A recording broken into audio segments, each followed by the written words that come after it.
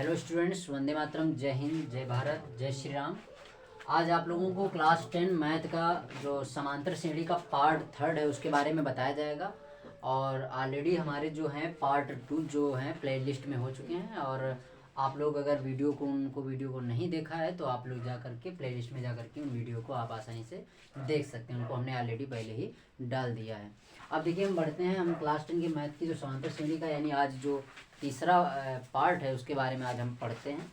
तो देखते हैं क्या है। जैसे एक प्रश्न हमारे सामने लिखा है कि 16 पदों की किसी समांतर श्रेणी में प्रथम पद 10 व अंतिम पद 160 है, तो श्रेणी का योगफल जो है ज्ञात कीजिए। तो देखिए, हमने जो सेकंड पार्ट था, सेकंड पार्ट में हमने योगफल बराबर एक सूत्र पढ़ा था, यशन बराबर n/2 2a plus n-1 into D. ये हम ऑलरेडी दूसरे पार्ट में पढ़ चुके हैं, यानी n पदों का योगफल जो होता है वो कैसे निकलता है उसको हम ऑलरेडी पढ़ चुके हैं। लेकिन अब हमको क्या है कि यहाँ पर क्या होता था, सार्वंतर और प्रथम पद और पदों की संख्या दी होती थी, तब हम n पदों का योगफल निकालते थे। लेकिन यहाँ पर पदों की संख्या दी हुई है लेकिन सार्वंतर नहीं हमको बताया गया है।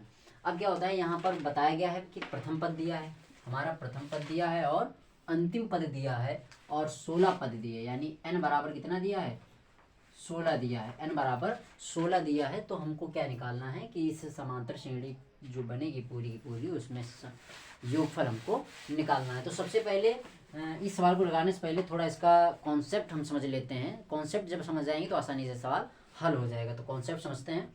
सबसे पहले आपको पता होना चाहिए जो समांतर श्रेणी का व्यापक रूप होता है,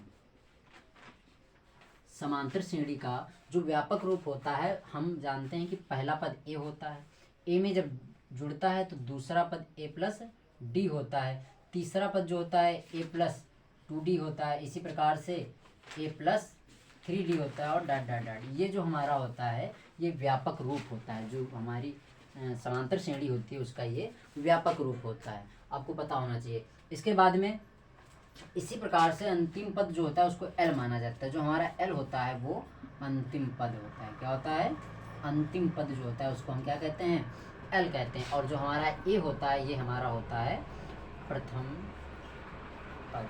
तो अब ये जान गए होंगे। अब सवाल जो है हमारा इसी चीज़ को दे रखा है कि 16 पदों की किसी समांतर श्रेणी में प्रथम पद 10 दिया हुआ है, अंतिम पद 160 है, तो समांतर श्रेणी का योगफल ज्ञात कीजिए। तो देखिए यहाँ प्रथम पद अंतिम पद, तो प्रथम पद और अंतिम पद जब दिया हो तो किसी भी समांतर श्रेणी का जो योगफल होता है उसको किस प्रकार से निकाला जाता है वो देखिए। तो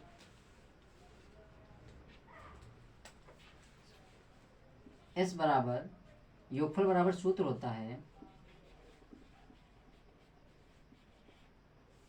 योगफल बराबर जो सूत्र होता है n/2 a प्लस यल। ये हमारा एक फार्मूला होता है, आपको ये पता होना चाहिए। तो ये हमारा हो गया कॉन्सेप्ट। ये होता है व्यापक रूप। कभी भी आपसे अगर व्यापक रूप पूछ दे समांतर श्रेणी का तो ये व्यापक रूप होता है। इसके बाद में अगर हम बात करें योगफल का, जब प्रथम पद और अंतिम पद दिया हो तब योगफल कैसे निकाला जाता है, यानी प्रथम पद अंतिम पद दिया हो तो योगफल कैसे निकाला जाता है, उसका ये सूत्र होता है।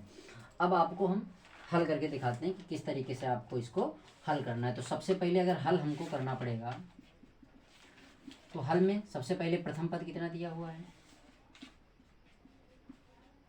प्रथम पद यानी ए बराबर हमको प्रथम पद दे रखा है 10 दे रखा है। इसके बाद में अंतिम पद, अंतिम पद यानी जो टोटल हमारे एल था, एल का मान दिया हुआ है 160। अब पदों की संख्या यानी क्या होता है एन। आप लोग पहले पार्टों और दूसरे पार्ट में पढ़ चुके हैं कि पदों की संख्या को एन से व्यक्त करते हैं। और एन हमारे कितने दे रखे हैं सवाल में, 16 दे रखे हैं। कितने दे रखे हैं, 16 दे रखे हैं। इसके बाद देखिए हम चलते हैं अपने योगफल बराबर, हमसे योगफल पूछ रहा है तो योगफल बराबर n/2 a प्लस एल, जो कि अभी हमने आपको सूत्र में बताया था कि जो हमारा योगफल बराबर जो होता है n/2 a प्लस एल। तो चलिए इसको हल करते हैं। तो सबसे पहले हम मान रखते हैं। तो n का मान कितना दिया हुआ है 16/2। इसके बाद a हमारा कितना दिया हुआ है 10 प्लस एल का मान कितना हुआ है 160 दे रखा है। चलिए 16 से जब 2 को भाग देंगे तो 8, ये हो जाएगा 170 हो जाएगा, यानी 16 अट्ठी 136, यानी टोटल जो हमारा आया आंसर वो 1360 आ गया। यानी ये जो समांतर श्रेणी दी हुई है उस समांतर श्रेणी का अगर योगफल की बात करें तो 1360 आ गया। कितना आ गया हमारा? 1360 जो है इसका योगफल आ गया हो। तो आपको ये सवाल समझ में आ गया होगा। चलिए इस सवाल को आप अच्छे से नोट कर लीजिए, उसके बाद चलिए दूसरे सवाल की तरफ बढ़ते हैं।